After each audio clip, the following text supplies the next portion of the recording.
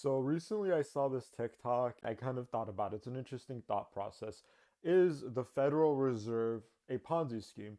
And the short answer is in its current day, yes. The long answer is currently it is, but not always. So let me explain. The Federal Reserve will print money whenever the United States government has a budget that goes beyond the tax revenue it collects. So let's make it really simple. Let's say the United States government has a budget of 100. The taxes that they need to collect would be 100 to fulfill this budget, but they only collect 70. So that means that they're $30 short of their budget. So what does Congress do is they go to the Federal Reserve and they say, "Can you fund this?" And the Federal Reserve will fund it and print money to satisfy the needs of the United States federal budget. But here's the issue. The way that the Fed works, for every dollar it prints, it has to pay back that money. It issues bonds.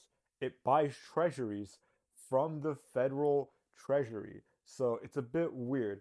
The federal treasury will issue a bond and the Federal Reserve will buy it, meaning that, in fact, the US government will owe itself money that it has to pay back in the future, and thus creating new money reserves. Now, this process is a little weird, but that's about as simple as it happens. However, whenever it does this, it owes interest. It cannot just print money without interest. Because of that, say the $30 that they print, they have to pay back 30 plus interest. So now all of a sudden, they're paying back, say, $31. Next year rolls around. Now they again say $70 tax revenue. The budget, now it's 101. You got to count the extra interest. So now they got to print $31. But in the process of printing $31, now they owe a little over $32.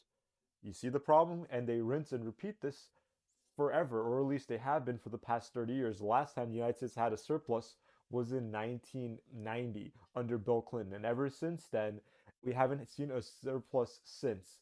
So, in a way, yes, the Federal Reserve in the modern day is a Ponzi scheme.